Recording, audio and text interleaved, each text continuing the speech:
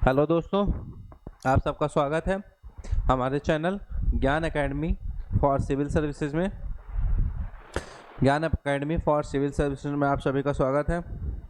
मैं अंकित आज आप लोगों को बिहार PYQ सॉल्व कराऊंगा। एक क्लास आप लोगों के चैनल पर अपलोड कर दी गई है। बिहार PYQ हिस्ट्री की क्लास आपके चैनल पर अपलोड है ज्ञान एकेडमी फॉर सिविल सर्विसेज पर। आप लोग जाइए, उसको देखिए, ज़्यादा से ज़्यादा शेयर कीजिए, लाइक कीजिए और सब्सक्राइब कीजिएगा चैनल पर। अगर जो भी बच्चा नया हो तो चैनल को सब्सक्राइब कीजिएगा, ठीक। तो मेरे ख्याल से बिहार का मेरे ख्याल से क्या कंफर्म 13 दिसंबर बिहार की जो डेट है, बिहार PCS की डेट है 13 दिसंबर। तो सभी लोग लग जाइए, अंतिम मौका है इस बार, या तो आर या तो पार, ठीक। क्योंकि 2031, ठीक है, 2000 प्लस वैकेंसीज हैं और फॉर्म सिर्फ 4 लाख, ठीक है, 4,73,000 ऐसे ही थाउजेंड है, मतलब मैक्सिमम 5 लाख फॉर्म फिलअप हुए हैं। तो कंपटीशन कम है, फॉर्म और वैकेंसीज बहुत ज़्यादा है।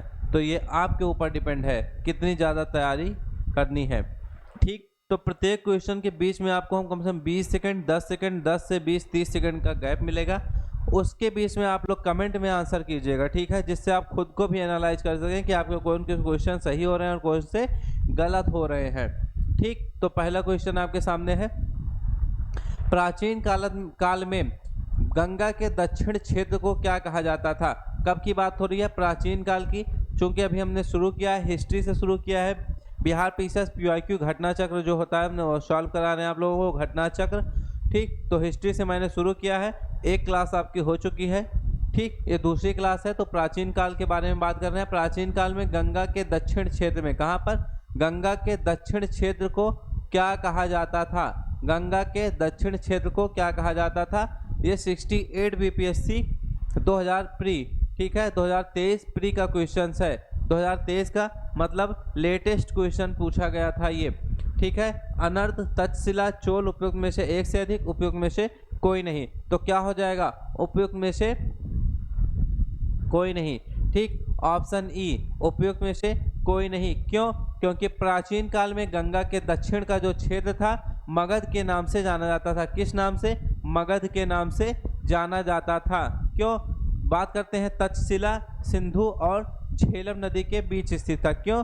क्योंकि यह तक्षशिला सिंधु और झेलम नदी के बीच स्थित था। चोल क्या? गोदावरी नदी के दक्षिण में स्थित था। चोल कहाँ पर? तक्षशिला जो है कहाँ पर स्थित था? तक्षशिला सिंधु और झेलम नदी के बीच स्थित था, ठीक है। चोल की बात करें, चोल कहाँ स्थित था? गोदावरी नदी, और गोदावरी नदी के दक्षिण में स्थित था चोल। और अनर्थ कहाँ पे? अनर्थ महाभारत में वर्णित प्राचीन भारत में क्या है? वैदिक कालीन एक साम्राज्य था। क्या था? वैदिक कालीन एक साम्राज्य था। कौन? अनर्थ जो है वैदिक कालीन एक साम्राज्य था। इसलिए उपयुक्त में से कोई नहीं होगा। प्राचीन काल में क्या था? प्राचीन काल में गंगा के दक्षिण का क्षेत्र किस नाम से जाना जाता था? मगध के नाम से जाना जाता था। क्लियर है? तो इसमें क्या पूछा? गंगा के दक्षिण क्षेत्र को क्या कहा जाता था?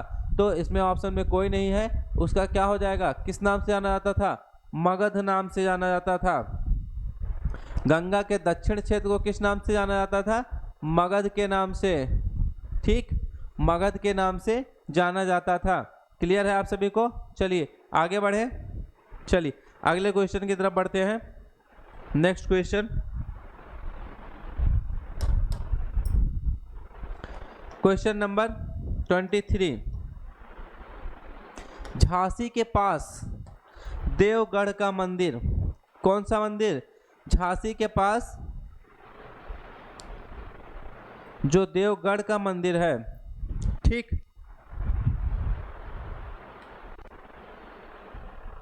ठीक है, हाँ, झांसी के पास देवगढ़ का मंदिर। और इलाहाबाद के कौन सा? इलाहाबाद के पास गढ़वा मंदिर में बनी मूर्तियां किस कला के महत्वपूर्ण अवशेष हैं? झांसी के पास देवगढ़ का मंदिर, कहाँ पर?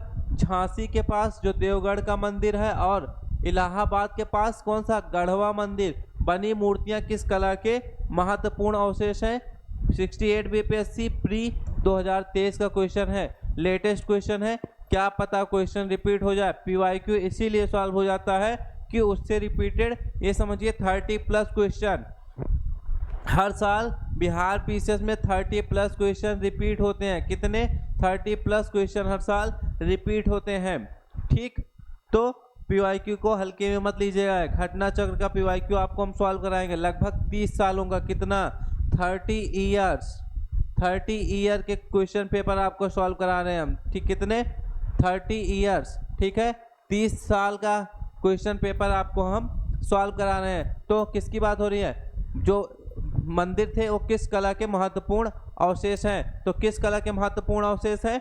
ये गुप्त कला के। किस कला के? गुप्त कला के क्या है? महत्वपूर्ण अवशेष हैं। देवगढ़ का जो दशावतार मंदिर है वर्तमान में पूर्व उत्तर प्रदेश के कहाँ पर? ललितपुर जिले में है। वर्तमान में कहाँ है? उत्तर प्रदेश के ललितपुर जिले में। देवगढ़ का दशावतार मंदिर उत्तर प्रदेश के, वर्तमान में उत्तर प्रदेश के कहाँ पर? ललितपुर जिले में अवस्थित है। यह कैसा? गुप्तकालीन मंदिर है। कैसा मंदिर है? गुप्तकालीन मंदिर है। वहीं अगर हम बात करें इलाहाबाद, ठीक, वहीं इलाहाबाद में जो प्रयागराज का गढ़वा किला में जो निर्मित मंदिर है, ठीक, अगर हम बात करेंगे इलाहाबाद प्रयागराज की, तो गढ़वा किले में निर्मित जो गढ़वा मंदिर है वह भी कैसा है? गुप्तकालीन है। कैसा मंदिर है? गुप्तकालीन मंदिर है। तो क्या पूछा था? महत्वपूर्ण अवशेष किस कला के हैं? किस कला के हैं? गुप्त कला के, गुप्तकालीन अवशेष हैं। क्लियर है? चलिए next question, question number 4।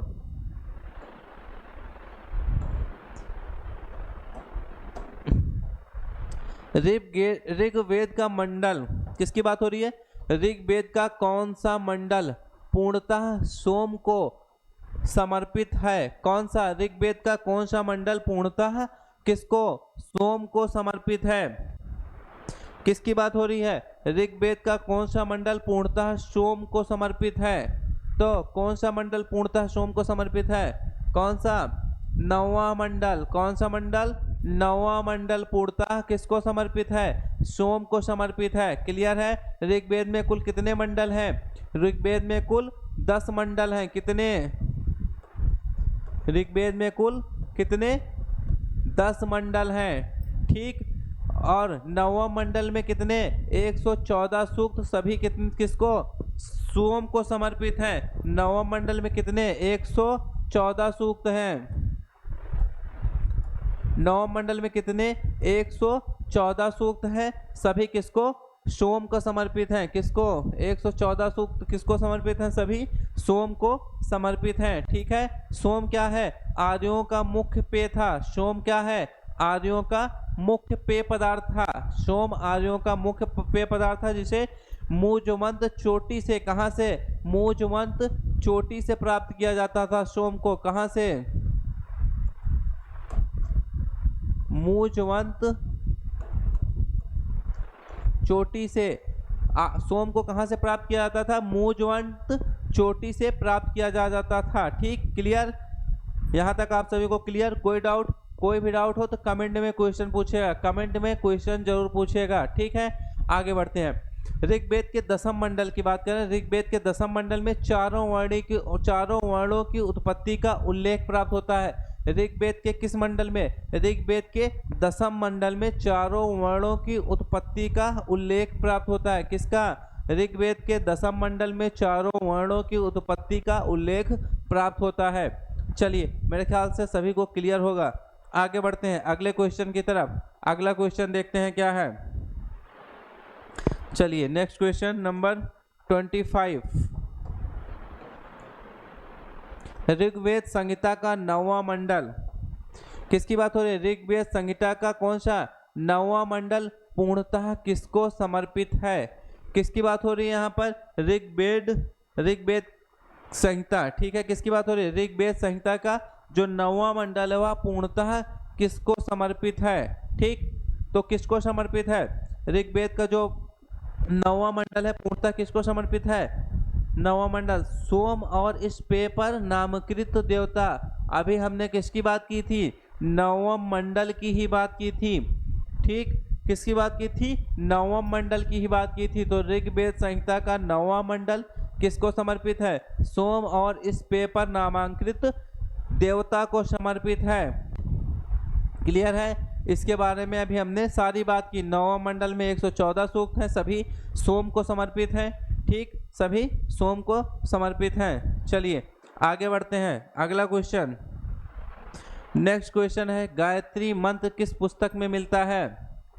Question number 26। ठीक, गायत्री मंत्र किस पुस्तक में मिलता है? किसकी बात हो रही है? गायत्री मंत्र की बात हो रही है।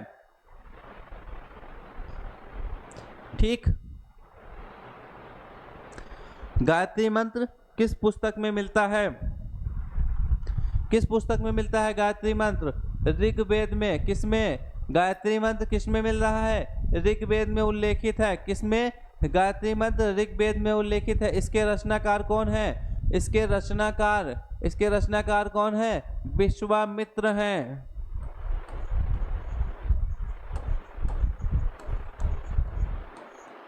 गायत्री मंत्र कहाँ मिल रहा है? ऋग्वेद में उल्लेखित है। इसके रचनाकार कौन है?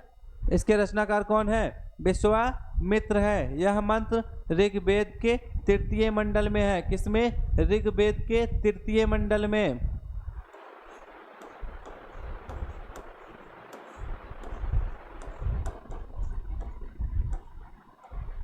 किसमें? ऋग्वेद के तृतीय मंडल में है। क्लियर है? ऋग्वेद के तृतीय मंडल में है। गायत्री मंत्र विश्वामित्र द्वारा उल्लेखित है। ठीक है, किसके द्वारा? इसके रचनाकार कौन है? विश्वामित्र है, ऋग्वेद में उल्लेखित है। क्लियर है? नेक्स्ट क्वेश्चन,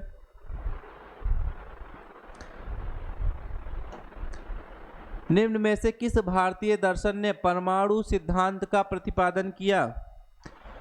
किसकी बात हो रही है? भारतीय दर्शन ने किसका? परमाणु सिद्धांत का प्रतिपादन किया। किस भारतीय दर्शन ने परमाणु सिद्धांत का प्रतिपादन किया है? आपके सामने कितने? 4 दर्शन दिए गए हैं, योग दर्शन, न्याय, सांख्य और वैशेषिक। ठीक है, कौन कौन से 4 दर्शन दिए गए हैं? कौन कौन से? योग, न्याय, सांख्य, वैशेषिक। 5वां ऑप्शन उपयुक्त में से कोई नहीं, उपयुक्त में से एक से अधिक। चूंकि हम बिहार पीसीएस के घटनाचक्र के पीवाईक्यू के क्वेश्चन आंसर सॉल्व कर रहे हैं, इसलिए बिहार पीसीएस में 5 ऑप्शन आते हैं। कितने? 5 ऑप्शन किसमें आते हैं? बिहार पीसीएस में। किसमें? बिहार पीसीएस में कितने ऑप्शन आते हैं? 5 ऑप्शन आते हैं। ठीक, इसीलिए 5 ऑप्शन दिए गए हैं इसमें। तो किसकी बात हो रही है? किस भारतीय दर्शन ने परमाणु सिद्धांत का प्रतिपादन किया है? तो किसने किया है? वैशेषिक दर्शन ने। किसने? Option D. Option D is the right answer. ठीक, वैशेषिक दर्शन के अनुसार वैशेषिक दर्शन ने परमाणु सिद्धांत का क्या किया है? प्रतिपादन किया। अगर वैशेषिक दर्शन की बात करें तो वैशेषिक दर्शन के अनुसार क्या है? सृष्टि का निर्माण किससे हुआ है? परमाणुओं से हुआ है। सृष्टि का निर्माण परमाणुओं से हुआ है। महर्षि कणाद। ठीक है, सृष्टि का निर्माण किससे हुआ? परमाणुओं से हुआ है। महर्षि कणाद क्या है? इस वैशेषिक दर्शन के प्रवर्तक थे। कौन? महर्षि कणाद। ठीक, महर्षि कणाद। ठीक, महर्षि कणाद क्या है? वैशेषिक दर्शन के प्रवर्तक हैं। महर्षि कणाद क्या है? कणाद क्या है? वैशेषिक दर्शन के प्रवर्तक हैं। चलिए अगले क्वेश्चन की तरफ बढ़ते हैं। महावीर स्वामी का जन्म कहाँ हुआ था?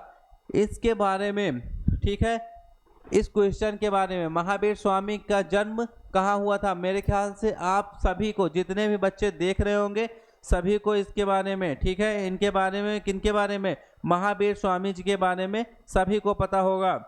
ठीक, लेकिन हम लोग बात कर लेते हैं कुछ, ठीक है, महावीर स्वामी के बारे में 2-4 लाइनें जान लेते हैं, समझ लेते हैं, बात कर लेते हैं। ठीक है, तो महावीर स्वामी का जन्म कहाँ पे हुआ था? कुंडग्राम में। चलिए इसको पहले जान लेते हैं। ठीक है, कहाँ पर महावीर स्वामी का जन्म कहाँ हुआ है? कुंडग्राम में हुआ था। क्लियर है, सभी को पता होगा। ठीक, लेकिन महावीर स्वामी का जन्म कुंडग्राम या कुंडलग्राम, जो भी ऑप्शन में रहेगा, ठीक है, दोनों सही रहेंगे। कुंडलपुर में, ठीक है, वैशाली के निकट लगभग कितने टाइम पे, लगभग 599 ईसा पूर्व में। कब? लगभग 599 ईसा पूर्व में हुआ था। इनकी माता त्रिशला, इनकी माता कौन? त्रिशला वैशाली के लिच्छवी गणराज्य की प्रमुख, वैशाली के लिच्छवी गणराज्य के प्रमुख किसकी? चेटक की बहन थी। क्लियर है? तथा इनके पिता कौन? इनके पिता सिद्धार्थ, लिख देते हैं, ठीक। इनके पिता कौन? इनके पिता, इनके पिता सिद्धार्थ और इनकी माता त्रिशला।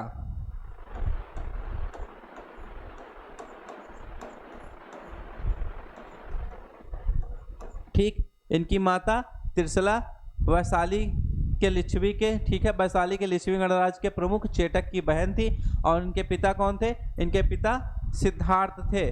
कौन थे इनके पिता? सिद्धार्थ थे। क्या थे इनके पिता? सिद्धार्थ ज्ञात्रिक क्षत्रिय, ठीक है, ज्ञात्रिक क्षत्रियों के क्या थे? प्रधान थे। ज्ञात्रिक क्षत्रियों के क्या थे? ये प्रधान थे। और इनके बड़े भाई कौन थे? नंदीवर्धन थे। इनके बड़े भाई कौन थे? नंदीवर्धन थे। क्लियर? बात करें कि जो पुरानी एनसीईआरटीज हैं, ठीक है, जो प्राचीन पुरानी एनसीईआरटीज हैं, उनके पुस्तकों में महावीर स्वामी का जन्म क्या दिया गया है? पुरानी एनसीईआरटीज में महावीर स्वामी का जन्म क्या दिया है? 540 ईसा पूर्व दिया है। कितना? महावीर स्वामी का जो पुरानी एनसीईआरटी है उसमें महावीर स्वामी का जन्म क्या दिया गया है? 540 ईसा पूर्व दिया गया है। क्लियर है? और इसी के आधार पर बहुत सारी किताबों में भी इनका जन्म 540 दे दिया गया है, ठीक है, जिससे कई बार भ्रम की स्थिति भी पैदा हो जाती है। लेकिन अगर हम बात करेंगे महावीर स्वामी के सही जन्म तिथि की, तो 599 ईसा पूर्व ही उचित है। क्यों? क्योंकि महावीर स्वामी कब के? महात्मा बुद्ध के पहले के काल के हैं। कब के? महात्मा बुद्ध के पहले के काल के हैं। कौन? महावीर स्वामी, ठीक। महात्मा बुद्ध का जन्म कब? 563 ईसा पूर्व में। महात्मा बुद्ध का जन्म कब? 563 ईसा पूर्व में हुआ था। क्लियर है? अगर एनसीईआरटी के नवीन जो नए जो संस्करण है उसमें क्या किया गया? अब महावीर स्वामी का जन्म क्या है? 599 ईसा पूर्व ही है, ठीक है। एनसीईआरटी जो नई आ रही है उसमें महावीर स्वामी का जन्म क्या? 599 ईसा पूर्व ही लिखा जा रहा है। इसलिए हम लोग क्या मानेंगे? 599 ईसा पूर्व ही मानेंगे, ठीक। चलिए आगे बढ़ते हैं अगले क्वेश्चन की तरफ। किसी भी क्वेश्चन में किसी प्रकार का डाउट होगा तो आप लोग कमेंट कीजिएगा। महावीर जैन की मृत्यु, किसकी बात हो रही है? मृत्यु की बात हुई है। निम्नलिखित में से किस नगर में हुई थी? महावीर जैन की मृत्यु निम्नलिखित में से किस नगर में हुई थी? ठीक, तो महावीर जैन की मृत्यु किस नगर में हुई है? राजगीर, सांची, पावापुरी, समस्तीपुर। किस नगर में हुई है महावीर जैन की मृत्यु? महावीर जैन की मृत्यु किस नगर में हुई है? पावापुरी में। कहाँ पर? पावापुरी में। महावीर स्वामी का जन्म अभी हमने आपको बताया 599 ईसा पूर्व मानेंगे, वैशाली के निकट कुंडग्राम में हुआ था, ठीक। इनके पिता सिद्धार्थ, इनके पिता जो है सिद्धार्थ ज्ञात्रिक क्षत्रियों के संघ के क्या थे? प्रधान थे। जो वज्जी संघ के क्या थे? प्रमुख सदस्य थे। किसके? वज्जी संघ के प्रमुख सदस्य थे 527 ईसा पूर्व के लगभग, ठीक है। इनकी मृत्यु कब हुई? लगभग कब? 527 ईसा पूर्व।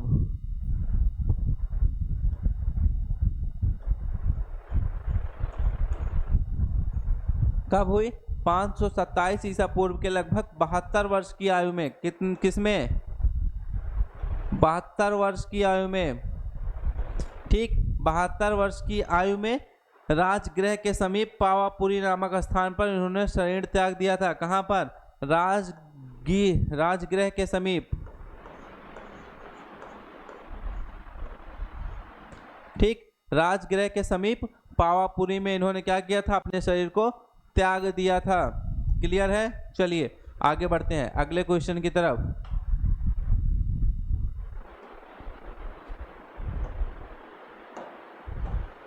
निम्नलिखित में से कौन सबसे पूर्वकालिक जैन ग्रंथ कहलाता है?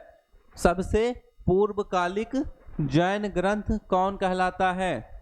सबसे पूर्वकालिक जैन ग्रंथ, बताइए सभी लोग, कमेंट कर दीजिएगा, सभी बच्चे कमेंट कर दीजिएगा।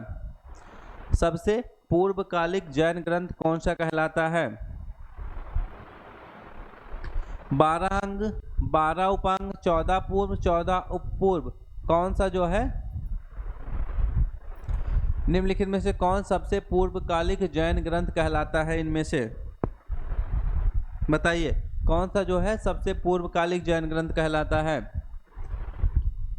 तो कौन सा हो जाएगा? 14 पूर्व। 14 पूर्व क्या है?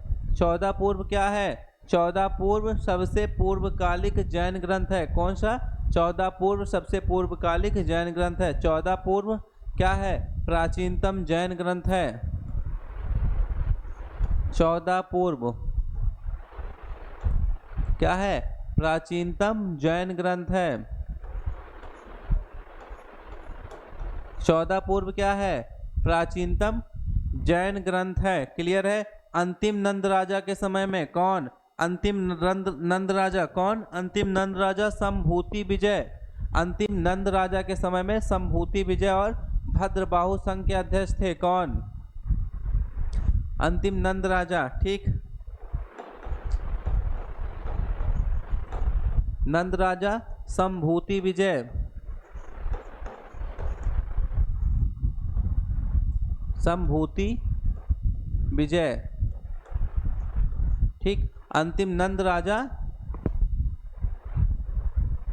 ठीक, अंतिम नंद राजा संभूति विजय और भद्रबाहु संघ के अध्यक्ष थे। ठीक है, कौन? भद्रबाहु।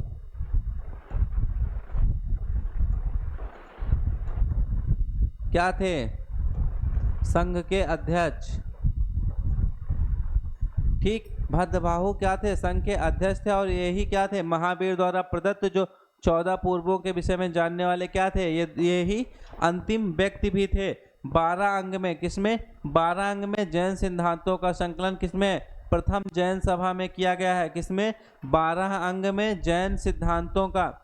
ठीक है, 12 अंग में जैन सिद्धांतों का संकलन प्रथम जैन सभा में किया गया था। किसमें?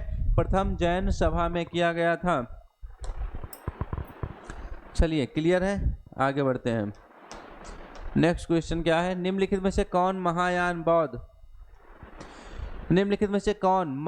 बौद्ध धर्म और हीनयान बौद्ध धर्म के बीच मूलभूत अंतर का प्रतिनिधित्व करता है? किसकी बात हो रही है? निम्नलिखित में से कौन महायान बौद्ध धर्म, किसकी बात हो रही है? महायान बौद्ध धर्म और हीनयान बौद्ध धर्म के बीच मूलभूत अंतर का प्रतिनिधित्व करता है? Bihar PCS assistant 2019, Bihar PCS assistant 2019 का क्वेश्चन है। ठीक, तो कौन सा हो जाएगा? आंसर कीजिएगा सभी लोग। चलिए हम लोग बात करते हैं इसके बारे में। तो इसका आंसर पहले जान लेते हैं कि किसकी बात कर रहा है। निम्नलिखित में से कौन महायान बौद्ध धर्म और हीनयान बौद्ध धर्म के बीच मूलभूत अंतर का प्रतिनिधित्व करता है? तो कौन करता है? देवी देवताओं की मूर्ति की पूजा करना। ठीक, मूलभूत अंतर का प्रतिनिधित्व कौन कर रहा है? देवी देवताओं की मूर्ति की पूजा करना। बौद्ध धर्म के जो हीनयान संप्रदाय को मानने वाले थे, मूर्ति पूजक नहीं थे। ठीक है, बौद्ध धर्म के हीनयान संप्रदाय को, जो बौद्ध धर्म के हीनयान संप्रदाय को मानने वाले थे, वो मूर्ति पूजक नहीं थे। जबकि महायान संप्रदाय के लोग, ठीक है, जबकि जो महायान संप्रदाय के बुद्ध को देवता मानते थे, जबकि जो महायान संप्रदाय में बुद्ध को देवता मानते हुए उनकी मूर्तियों की पूजा की जाने लगी थी। ठीक है, हीनयान संप्रदाय में क्या था? हीनयान संप्रदाय के जो मानने वाले थे वो मूर्ति पूजक नहीं थे, बल्कि महायान, जबकि महायान संप्रदाय में बुद्ध को देवता मानने वाले, ठीक है, या फिर देवता मानते हुए उनकी मूर्तियों की पूजा की जाने लगी थी। ठीक है, महायान संप्रदाय में उनकी मूर्तियों की पूजा की जाने लगी थी। क्लियर? यह बौद्ध धर्म के दोनों संप्रदायों में मूलभूत अंतर है। ठीक है, बौद्ध धर्म के जो दो संप्रदाय थे, हीनयान संप्रदाय और महायान संप्रदाय के, दोनों संप्रदायों के मूलभूत अंतर यही है। ठीक है, एक में हीनयान संप्रदाय वाले क्या थे? मूर्ति पूजक नहीं थे, और महायान संप्रदाय वाले मूर्ति पूजक थे। ठीक, क्लियर है? इसलिए option C is the right answer. Option C is the right answer. चलिए अगले क्वेश्चन की तरफ बढ़ते हैं। महात्मा बुद्ध ने अपना पहला धर्म चक्र प्रवर्तन किस स्थान पर दिया था? किसकी बात हो रही है? महात्मा बुद्ध की बात हो रही है। महात्मा बुद्ध ने अपना पहला धर्म चक्र प्रवर्तन किस स्थान पर दिया था? किसकी बात हो रही है? धर्म चक्र प्रवर्तन की। धर्म चक्र प्रवर्तन होता क्या है? ठीक है, आइए सबसे पहले ये जानते हैं कि महात्मा बुद्ध ने अपना पहला धर्म चक्र प्रवर्तन किस स्थान पर दिया था। तो किस स्थान पर दिया था? सारनाथ में। ठीक है, महात्मा बुद्ध ने अपना धर्म चक्र प्रवर्तन किस स्थान पर दिया था? सारनाथ में दिया था। Option B. ठीक है, option B is the right answer. ठीक है, अब जानते हैं इनके बारे में। इन्होंने क्या किया? 6 वर्षों, कितने? 6 वर्षों की साधना के पश्चात, कितने? 6 वर्षों की साधना, 6 वर्षों की कठोर तपस्या के पश्चात 35 वर्ष की अवस्था में, ठीक है, कब? 35 वर्ष की अवस्था में बैसाख पूर्णिमा की रात्रि को, कब? बैसाख पूर्णिमा की रात्रि को एक पीपल के वृक्ष के नीचे, कहाँ पर? पीपल के वृक्ष के नीचे गौतम बुद्ध को क्या हुआ? ज्ञान प्राप्त हुआ। ये सारी बातें आप सभी लोग जानते होंगे, लेकिन बताना बेसिक चीज़ें, हम आपको क्वेश्चन सॉल्व करा रहे हैं तो ये सब चीज़ें बताना जरूरी समझते हैं, इसलिए बता देते हैं। ठीक है, जैसे जैसे समय बीतता जाएगा ये सब चीज़ें बताना बंद कर देंगे। ठीक, उसके बाद इन्होंने ज्ञान प्राप्ति के बाद ही क्या है? ये बुद्ध कहलाए। 6 वर्षों की कठिन तपस्या के बाद इन्होंने पीपल के वृक्ष के नीचे बैसाख पूर्णिमा की रात में इनको ज्ञान प्राप्त हुआ। उसके बाद इनको ज्ञान प्राप्ति के बाद ही क्या है? बुद्ध कहलाए। ज्ञान प्राप्ति के पश्चात गौतम बुद्ध ने अपने मत का प्रचार प्रारंभ किया। क्या किया? गौतम, ठीक है, ज्ञान प्राप्ति के बाद इन्होंने अपने मत का प्रचार प्रारंभ किया। इन्होंने उरुबेला से, कहाँ से? उरुबेला से, वह सबसे पहले ऋषि पत्तन जो कि वर्तमान में सारनाथ है वहां पर आए। ठीक है, उरुबेला से कहाँ पर? उरुबेला से ऋषि पत्तन, जिसको वर्तमान में हम क्या बोलते हैं? सारनाथ ही बोलते हैं। उस उरुबेला से ऋषि पत्तन आए, ठीक, जिसको हम वर्तमान में क्या बोलते हैं? सारनाथ बोलते हैं। ठीक है, उन्होंने यहाँ पर उन्होंने 5, कितने? 5 ब्राह्मण सन्यासियों को पहला उपदेश दिया। कितने? 5 ब्राह्मण सन्यासियों को इन्होंने यहाँ पर पहला उपदेश दिया। ठीक है, इस प्रथम उपदेश को क्या कहा जाता है? धर्म चक्र प्रवर्तन। ठीक है, जो इन्होंने पहले 5 सन्यासियों को प्रथम उपदेश दिया उसी को क्या कहा जाता है? उसी को धर्म चक्र प्रवर्तन कहा जाता है। यह उपदेश क्या था? यह उपदेश दुख, दुख के कारणों, दुख का अंत, दुख के समाधान से संबंधित था। क्या था यह उपदेश? दुख, दुख के कारणों, ठीक है, दुख का अंत और दुख के समाधान से संबंधित था। इसे 4 आर्य सत्य भी कहा जाता है। क्या कहा जाता है? इसे 4 आर्य सत्य भी कहा जाता है। क्लियर है? इसे 4 आर्य सत्य भी कहा जाता है। मेरे ख्याल से आप सभी को क्लियर होगा। किसी भी क्वेश्चन में कोई डाउट होगा तो जरूर पूछेगा। आइए अगले क्वेश्चन की तरफ बढ़ते हैं। महात्मा बुद्ध का महापरिनिर्वाण कहाँ हुआ? किसकी बात हो रही है? अब महात्मा बुद्ध की ही बात हो रही है, लेकिन अब किसकी बात हो रही है? महापरिनिर्वाण की बात हो रही है। ठीक, तो महात्मा बुद्ध का महापरिनिर्वाण कहाँ पर हुआ?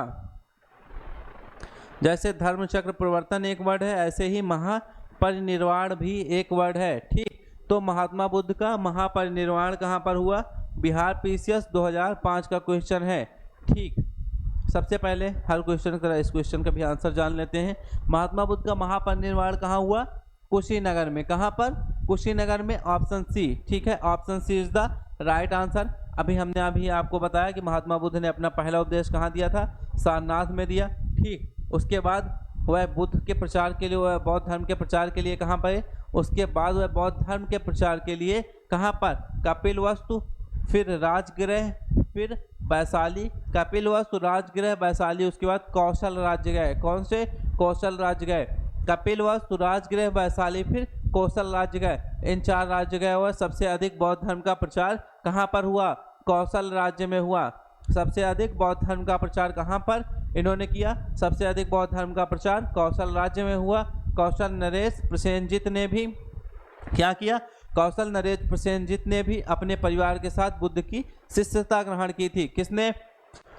कौशल नरेश प्रसेनजित ने। कौशल नरेश प्रसेनजित ने भी बुद्ध के साथ, अपने परिवार के साथ, ठीक है, बुद्ध को अपने परिवार के साथ बुद्ध की शिष्यता ग्रहण कर ली थी। अपना प्रचार करते हुए वह कहाँ पहुँचे? मल्लों की राजधानी पावा पहुँचे थे। कहाँ पर? अपने बौद्ध धर्म का, अपने बौद्ध मत का प्रचार करते हुए वह मल्लों की राजधानी पावा पहुंचे। वहां पर वह क्या हुआ था, वहां पर उन्होंने चुंद नामक लुहार, ठीक है, कौन, एक चुंद, ठीक है, चुंद नामक लुहार की आम्र वाटिका में ठहरे थे। कहां पर, चुंद नामक लुहार की आम्र वाटिका में ठहरे थे। उसने बुद्ध को क्या किया, उसने बुद्ध को शुकर माधो, ठीक है, उसने बुद्ध को शुकर माधो खाने को दिया। क्या, शुकर माधो खाने को दिया था। इससे उन्हें क्या हो गया, रक्त तिसार हो गया था। क्या हो गया था, उन्हें रक्त तिसार हो गया। क्लियर है। और भयानक पीड़ा उत्पन्न हुई। क्या, भयानक पीड़ा उत्पन्न हुई। इस वेदना के बाद भी वह कहाँ पर, इस वेदना के बाद भी वह कुशीनारा, जो मल्ल गणराज्य की राजधानी है, कुशीनारा जो मल्ल गणराज्य की राजधानी थी, वहां पहुंचे। वहां पहुंचने के बाद यहीं पर इन्होंने 483 ईसा पूर्व में, कब, यहीं पहुंचने पर इन्होंने कब, 483 ईसा पूर्व में, कब, 483 ईसा पूर्व में, कितना, 80 वर्ष की आयु में, कितना, 483 ईसा पूर्व में 80 वर्ष की आयु में, 80 वर्ष की अवस्था में, ठीक है, इन्होंने क्या किया, अपना शरीर त्याग दिया। 80 वर्ष की अवस्था में क्या किया, अपना शरीर त्याग दिया। 80 वर्ष की अवस्था में इन्होंने अपना शरीर त्याग दिया। ठीक, 80 वर्ष की अवस्था में इन्होंने अपना शरीर त्याग दिया। बौद्ध ग्रंथ में ही इसे महापरिनिर्वाण कहा जाता है। क्लियर है। बौद्ध ग्रंथ में क्या कहा जाता है, इसे ही महापरिनिर्वाण कहा जाता है। मेरे ख्याल से आप सभी को सारी बातें शुरू से लास्ट तक समझ में आ गई होंगी। हमने पूरी कोशिश की है कि सारी चीज़ें आपको समझ में आ जाए। चलिए आगे बढ़ते हैं।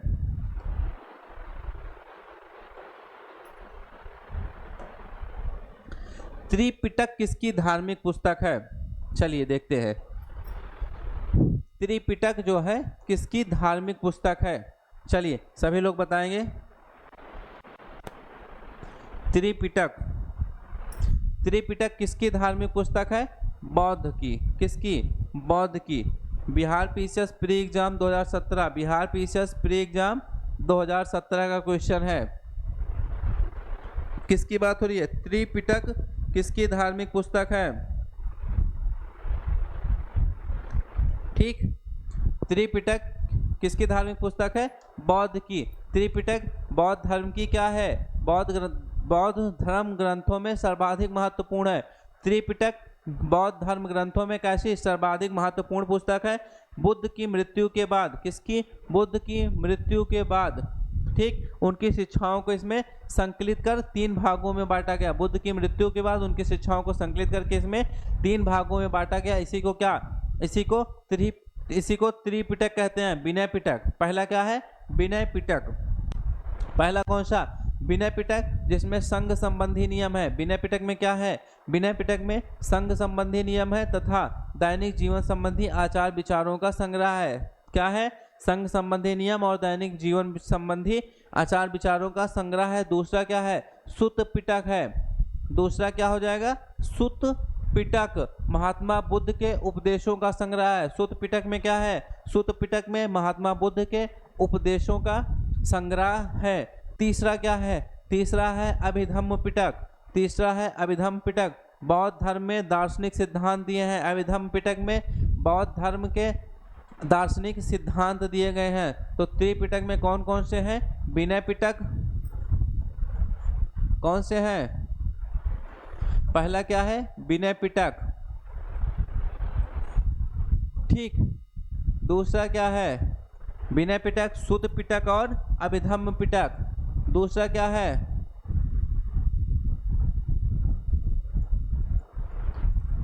सुत्त पिटक। तीसरा क्या है, अभिधम्म पिटक।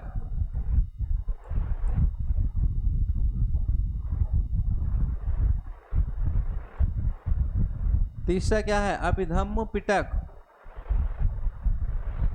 क्लियर है तीनों, ठीक है, तीनों क्लियर है। चलिए अगले क्वेश्चन की तरफ बढ़ते हैं।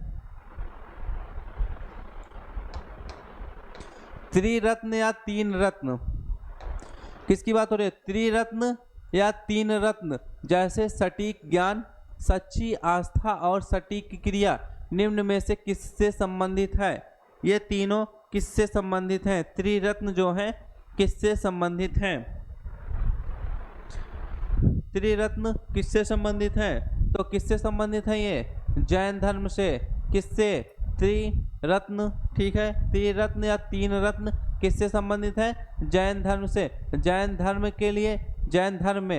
धर्म में मोक्ष के लिए तीन साधक आवश्यक बताए गए हैं। कौन कौन से? जैन धर्म में मोक्ष के लिए, ठीक है, जैन धर्म में मोक्ष के लिए तीन साधन आवश्यक बताए गए हैं। सटीक ज्ञान, ठीक है, इसमें दिया है सटीक ज्ञान, सम्यक ज्ञान मतलब, ठीक है, सच्ची आस्था मतलब सम्यक दर्शन, और सटीक क्रिया मतलब सम्यक चरित्र। इन तीनों को जैन धर्म में त्रिरत्न की संज्ञा दी गई है। किसकी? इन्हीं तीनों को जैन धर्म में त्रिरत्न की संज्ञा दी गई है। चलिए नेक्स्ट क्वेश्चन देखते हैं।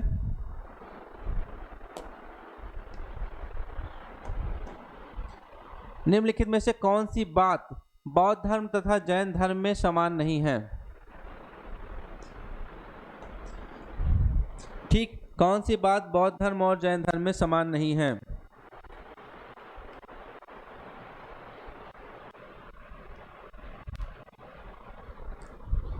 चलिए आइए देखते हैं कौन सी बात जो है बौद्ध धर्म तथा जैन धर्म में क्या है, समान नहीं है। इनमें से कौन सी बात जो है बौद्ध धर्म और जैन धर्म में समान नहीं है पूछ रहा है। तो कौन सी बात समान नहीं है? आत्मदमन बौद्ध धर्म और जैन धर्म में समान नहीं है। ठीक, क्यों? क्योंकि गौतम बुद्ध ने मध्यम मार्ग का उपदेश दिया है। किसका? गौतम बुद्ध ने किसका उपदेश दिया है? गौतम बुद्ध ने मध्यम मार्ग का उपदेश दिया है। वह निर्वाण के लिए, किसके लिए? वह निर्वाण के लिए कठोर साधना और काया क्लेश में विश्वास नहीं करते थे। वह निर्वाण के लिए कठोर साधना और काया क्लेश में विश्वास नहीं करते थे। इन्होंने कैसा? मध्यम मार्ग का उपदेश दिया है। इसके विपरीत महावीर स्वामी ने कैवल प्राप्ति के लिए, किसने? महावीर स्वामी ने कैवल प्राप्ति के लिए घोर तपस्या, महावीर स्वामी ने क्या दिया है? महावीर स्वामी ने कैवल प्राप्ति के लिए घोर तपस्या और शरीर त्याग को आवश्यक बताया है। ठीक, दोनों लोगों ने दो मत दिए। ठीक है, महावीर स्वामी ने क्या दिया? महावीर स्वामी ने घोर तपस्या। ठीक, महावीर स्वामी ने क्या बताया? महावीर स्वामी ने घोर तपस्या और शरीर त्याग को आवश्यक बताया। गौतम बुद्ध ने क्या बताया? गौतम बुद्ध ने मध्यम मार्ग बताया है। निर्वाण के लिए उन्होंने कठोर साधना और काया क्लेश में ये विश्वास नहीं रखते थे। क्लियर है? दोनों क्लियर है? चलिए आगे बढ़ते हैं।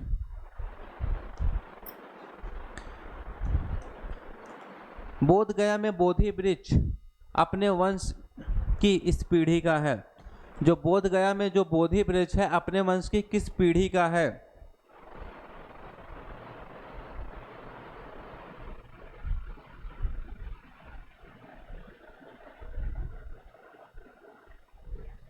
ठीक, तो बोध गया में जो बोधि वृक्ष है अपने वंश की किस पीढ़ी का है? बोध गया में जो बोधि वृक्ष अपने वंश की किस पीढ़ी का है? पंचम, षष्ठम, दोनों ऑप्शन। ठीक है, किस पीढ़ी का है? पंचम और षष्ठम दोनों पीढ़ी। ठीक है, चूंकि बिहार, हम लोग किसकी बात कर रहे हैं? बिहार पीसीएस की, बिहार लोक सेवा आयोग की बात कर रहे हैं। तो बिहार सरकार का जो पर्यटन विभाग की वेबसाइट है उसमें पांचवी पीढ़ी का भी बताया गया, लेकिन बिहार लोक सेवा आयोग ने क्या किया था? बिहार लोक सेवा आयोग ने इसको अपने मूल्यांकन से बाहर कर दिया था। ठीक, तो अगर दोनों में से एक ऑप्शन मिल रहा है, पांचवें या छठवें, तो कोई एक मार दीजिएगा। ठीक, दोनों मिल रहा है तो पंचम लगा दीजिएगा। ठीक, दोनों मिल रहा है तो पंचम या षष्ठम। ठीक है, तो पंचम लगा दीजिएगा। नहीं, अगर दोनों मिलेगा तो आप लोग पर्यटन विभाग की वेबसाइट पे पंचम दिया गया, लेकिन छठवां मार दीजिएगा। ठीक है, षष्ठम मार दीजिएगा। क्लियर है? चलिए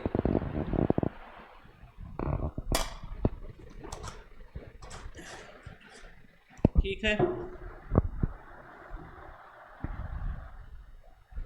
महाबोधि मंदिर कहाँ पर स्थित है? वर्तमान बोधि वृक्ष हुआ नहीं है जिसके नीचे बैठकर महात्मा बुद्ध ने ज्ञान प्राप्त किया है। होएनसांग के अनुसार अगर बात करें तो उस मूल वृक्ष को 7वीं शताब्दी में सम्राट अशोक ने क्या कर दिया था, नष्ट कर दिया था। उसके बाद उसके स्थान पर 2 और वृक्ष रोपित किए गए थे, ठीक, और नष्ट हुए। और वर्तमान वृक्ष जिसे हम देख रहे हैं वह 5वीं पीढ़ी का वृक्ष है। किस पीढ़ी का? 5वीं पीढ़ी का, जिसे अलेक्जेंडर कनिंघम ने लगवाया था, ठीक। यह वृक्ष पूरी तरह कैसा है? संरक्षित है। कैसा है यह वृक्ष? पूरी तरह संरक्षित है। क्लियर है? इससे जो गिरी हुई पत्तियों को ही छूने और उठाने का अधिकार है, बस, ठीक। क्लियर है? इसे सिर्फ गिरी हुई जो पत्तियां उसे ही उठाने और छूने का अधिकार है। चलिए आगे बढ़ते हैं अगले क्वेश्चन की तरफ। नेक्स्ट क्वेश्चन, बराबर की गुफाओं का उपयोग किसने आश्रय गृह के रूप में किया? किसकी बात हो रही है? बराबर की गुफाओं का उपयोग किसने आश्रय गृह के रूप में किया? बराबर की गुफाओं का उपयोग किसने आश्रय गृह के रूप में किया है? चलिए आइए देखते हैं किसकी बात हो रही है। बराबर की गुफाओं की बात हो रही है, ठीक। तो बराबर की गुफाओं का उपयोग किसने आश्रय गृह के रूप में किया है? अजीविकों ने। किसने? अजीविकों ने जो है बराबर की गुफाओं का उपयोग आश्रय गृह के रूप में किया है। किसने? अजीविकों ने बराबर की गुफाओं का उपयोग आश्रय गृह के रूप में किया है, ठीक है। आगे देखिए बात करते हैं। मौर्य युग में क्या होता था? मौर्य युग में पहाड़ियों को काट काट कर निवास स्थान बनाने की कला का पूर्ण विकास हुआ था। कौन सा? मौर्य युग में पहाड़ियों को काट काट कर मौर्य युग में पहाड़ियों को काट काट कर निवास स्थान बनाने की कला का क्या हुआ था? पूर्ण विकास हुआ था। अशोक और उसके पौत्र दशरथ के समय में क्या होता था? अशोक और उसके पौत्र दशरथ के समय में बराबर तथा नागार्जुनी पहाड़ियाँ, कौन सी? बराबर और नागार्जुनी पहाड़ियों को काटकर आजीविकों के लिए क्या होते थे? आजीविकों के लिए आवास बनाए गए थे। क्या होते थे? आजीविकों के लिए आवास बनाए गए थे, ठीक। अशोक के समय बराबर की पहाड़ी की गुफाओं में, ठीक, अशोक के समय में जो बराबर की पहाड़ी की गुफाओं में क्या होती थी? बराबर की पहाड़ी की गुफाओं में सुदामा की गुफा, बराबर की पहाड़ी की गुफाओं में सुदामा की गुफा, कर्ण चौपाड़ आदि नामक गुफा क्या है? प्रमुख है, ठीक है। कौन कौन सी? बराबर की गुफा। अशोक के समय की जो बराबर की पहाड़ी की गुफाएं थी उसमें से एक सुदामा की गुफा और एक कर्ण चौपाड़, ठीक। एक सुदामा की गुफा और एक कर्ण चौपाड़ जो है नामक, ये जो 2 गुफाएं हैं, ये दोनों गुफाएं प्रमुख हैं। क्लियर है? मेरे ख्याल से आप सभी को क्लियर होगा। किसी भी क्वेश्चन में कोई भी डाउट हो, किसी भी तरह का कोई भी डाउट हो किसी भी क्वेश्चन में, तो आप लोग कमेंट में पूछिएगा, ठीक है। कमेंट में पूछिएगा, हम सारे क्वेश्चन का, ठीक है, सारे क्वेश्चन का, आपके सारे क्वेश्चन का जवाब देंगे, ठीक। एक बात और, अगर आप लोगों को क्लास अच्छी लगे तो प्लीज़ लाइक, शेयर और सब्सक्राइब कीजिएगा, ठीक है। अपने दोस्तों को भी शेयर कीजिए, ज़्यादा से ज़्यादा शेयर कीजिए। अगर चैनल पे नए हो तो चैनल को सब्सक्राइब कीजिए और लाइक ज़रूर कीजिएगा, ठीक है। लाइक ज़रूर कीजिएगा। आपके लाइक, शेयर और सब्सक्राइब से ही हमें एनर्जी मिलती है आगे कार्य करने की, ठीक। धन्यवाद दोस्तों, आज के लिए इतना ही, ठीक है। मिलते हैं फिर नेक्स्ट क्लास में इसके आगे का कंटिन्यू करेंगे। धन्यवाद, नमस्कार, जय हिंद।